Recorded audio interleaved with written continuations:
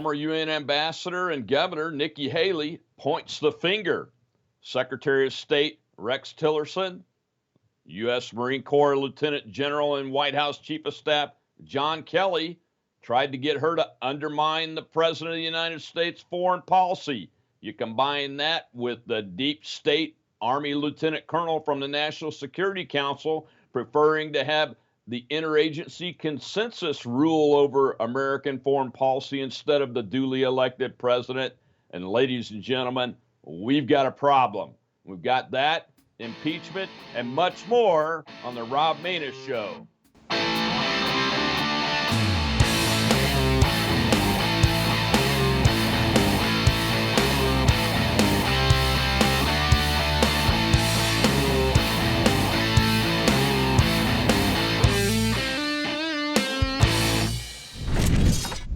With Ambassador and former Governor Nikki Haley's new book, With All Due Respect, Defending America with Grit and Grace out, impeachment, President Trump's fitness for office, and the so-called deep state are back at the top of the news, especially among the fake news outlets. Haley staunchly defended the president and his work with her as the United States UN ambassador, even defending the president's phone call with Ukraine, a move that has since sparked an impeachment inquiry, telling NBC's Savannah Guthrie that it is not an impeachable offense during a heated Today Show interview. She steadfastly defended the president's knowledge and professionalism, telling Guthrie, "I talked to him multiple times, and when I had issues, he always heard me out. I never had any concerns on whether he could handle the job, ever," Haley said. "Yes, in every instance that I dealt with him, he was truthful, he listened, and he was great to work with." Haley's book also brings the so-called deep state to the forefront again, and when combined with the recent testimony of National Security Council Director Army Lieutenant Colonel Vindman insisting the interagency consensus on foreign policy overrules an elected president, revealing quite the bombshell when she details that former Secretary of State Rex Tillerson and former White House Chief of Staff retired Marine Corps Lieutenant General John Kelly asked her to undermine President Trump's foreign policy for the good of the country. We're following these issues on a new media outlet called War Room Impeachment. It's a news site and podcast with former Trump campaign CEO and White House Chief Strategist Stephen K. Bannon, former Trump campaign senior communications strategist Jason Miller, and former Chief of Staff to Nigel Farage, Raheem Kassam. Raheem Kassam from War Room Impeachment. Thanks for coming back to the Rob Maness Show, my friend. Hey, thank you so much, Rob, for having me. Hey, tell us a little bit about this effort by you and my friend Stephen K. Bannon to get the real information out. Yeah, I guess the tables have turned. A couple of years ago, we were having you on our Breitbart Daily radio show for interview. You're having me on now.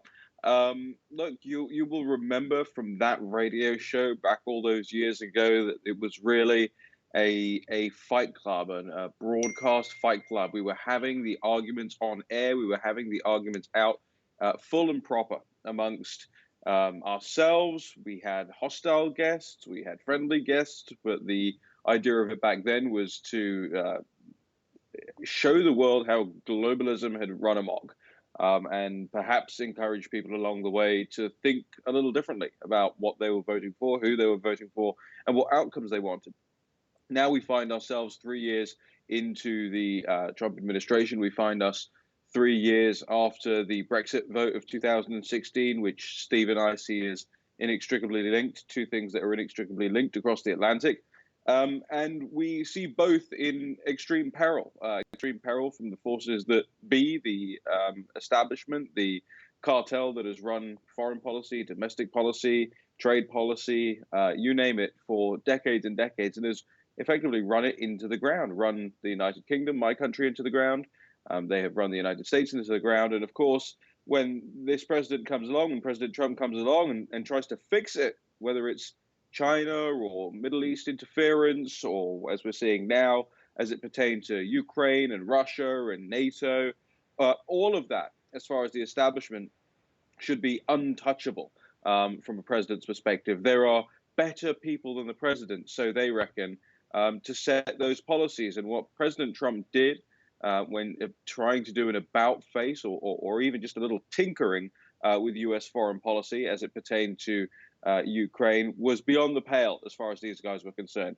So on the War Room Impeachment show, on the podcast, we're live now twice a day at warroom.org and on podcast and all the podcast networks. What we try to do is break down the fake arguments that you hear for the impeachment of this president. We have great guests. We had Congressman Mark Meadows. We've had Mayor Giuliani. We've had Matt Gaetz. We've had all the biggest players in this process so far. What we're aiming to do is educate people up, because right now they're being told a lot of lies, a lot of fibs by the New York Times, by CNN, by the tiny little leaks that we get from the Democrat Party in their secretive basement skiff on Capitol Hill. We actually go through all the testimonies, all the documents, and it keeps me awake very late into the night. But it's so important. You know, there is a president being impeached here, and it's not just a man being impeached. It's an idea that's being impeached here, and it's an idea that so many people elected back in 2016. Yeah, I think it's crucially important. I'm so glad you guys are doing this. We have to fight the fake news, and the fake news is continuing to be rampant. And it's just a shame that the American media and the British media is so in the tank for these cartels, as you call them, that think that they have the right to run everything, when in this country we have a system of government based on a constitution and elected officers, and this president was duly elected. One of my questions, have you guys talked about the Nikki Haley book that's coming out? I mean, she's really forceful about Tillerson and disappointingly retired Lieutenant General, Marine General John Kelly, White House Chief of Staff, trying to get her to undermine the president's foreign policy. And when thinking about impeachment and this so-called resistance and the deep state, I call it the fourth branch of government, the bureaucracy, what the heck were they thinking? Have y'all talked about that yet? Yeah, we touched on it late on Monday night's episode, as well as Tuesday mornings. And it's something that I think there's a very interesting thing going on here. You know, Nikki Haley, as far as I can see and as far as I'm concerned, is trying to play both sides of this, because on the one hand, she's not exactly what you would call MAGA to the core. She has very establishment instincts, very establishment policies, very establishment friends and allies circle within Washington, D.C., but on the other hand, has been willing to call out where people, as you say, Rex Tillerson, General Kelly, have been trying to get her in the past to roll on the president and do so publicly. And you actually see the same thing from more older, sort of more establishment GOP hands like John Bolton. Remember, John Bolton left the White House in a little bit of confusing circumstances. Was he fired? Did he resign? And it's sort of been at this war now with Acting Chief of Staff Mick Mulvaney ever since that happened. But at the same time, Bolton going, yeah, look, I will testify for the impeachment proceedings, but only if a subpoena can make me. What I think you see is happening here is an admission from long-standing GOP types, such as Bolton and such as Haley, that the president is massively popular with the Republican base. So they don't want to totally turn their backs on him. But at the same time, they don't want to fully embrace him. And I think whether it's the Bolton book that's going to come out, the Haley book that's going to come out, this anonymous book that's going to come out, you're going to see a lot of people nervously trying to occupy this weird middle ground between the Republican establishment and President Trump. And I think the base will figure that out quite quickly and reject those who don't fully embrace the America First agenda.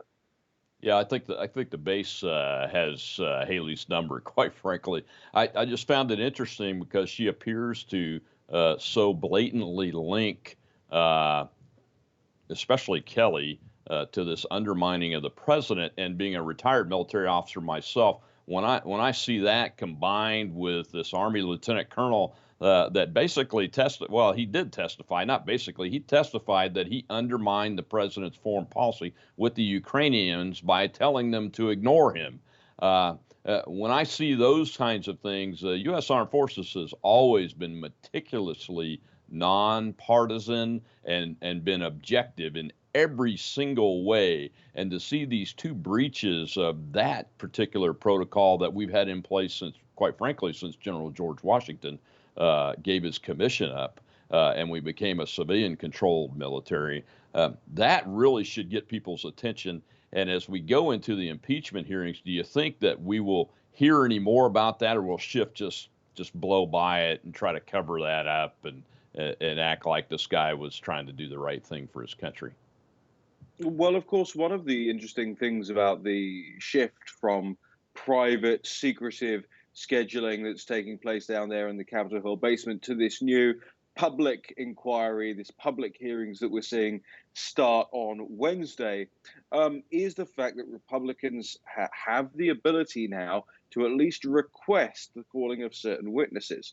And if those witnesses are refused by the chairman of the committee, or whether it's Adam Schiff in the Intel Committee, or whether it's Chairman Nadler in the Judiciary Committee, the public will at least start to get to know the names of these people and why the Republicans want them called and what they want them called about. There was this 18-page memo released on Tuesday morning by the House Republicans that walked people through in a pretty simple way all the rationales behind the President Trump call with President Zelensky. And it also walked people through the strategy that the Democrats are employing. Now, it wasn't the best way of presenting it. It was sort of made for people mostly on Capitol Hill and the media type studying this. But the ordinary person can and will follow the arguments that are made in that memo, and they should be broken down, pulled out, and made, respectively, per the sort of topic of them, which is what the Democrats have been doing, by the way. The reason that the Democrat narrative has been cutting through is that Nancy Pelosi understands not just how to message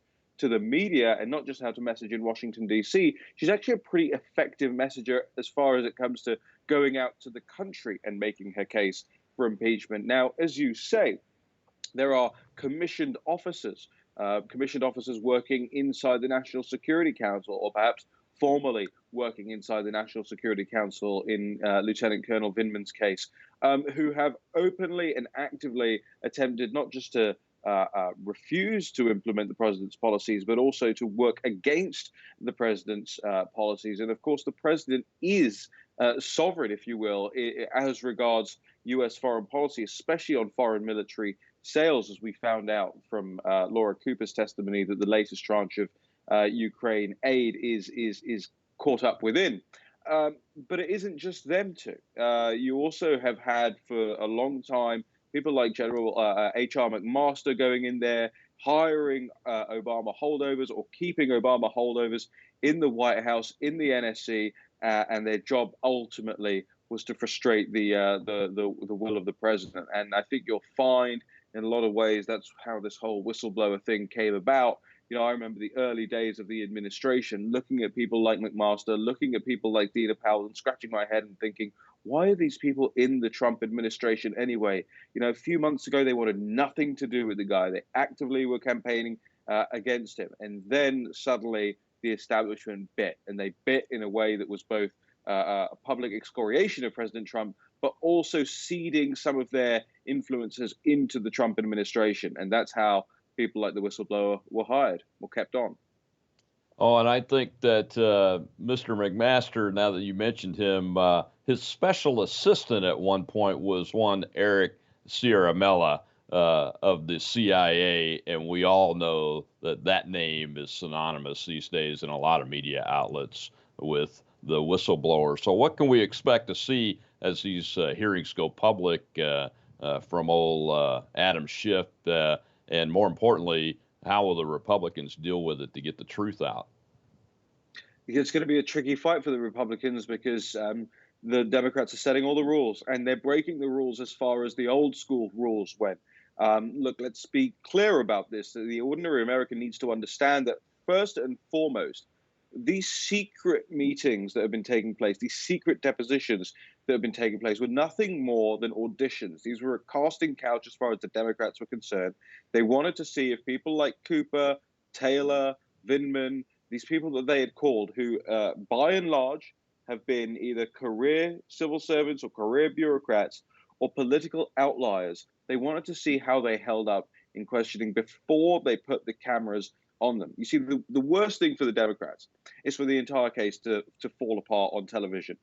What they wanted to do is train these people up. And we've already seen witness coaching as far as some of the witnesses have been concerned. I mean, even in the deposition transcripts, you can see the Republicans becoming outwardly incensed in some of these secret meetings because the chairman of the committee has effectively been instructing the witnesses on how to answer the questions or how to interpret Republican questions.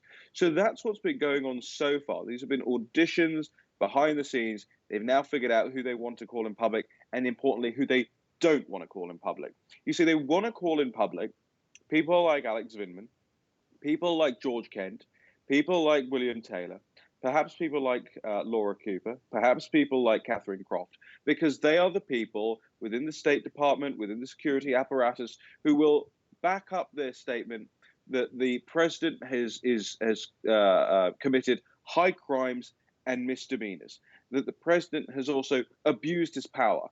Those are the two things that they are pursuing as far as the impeachment process is concerned.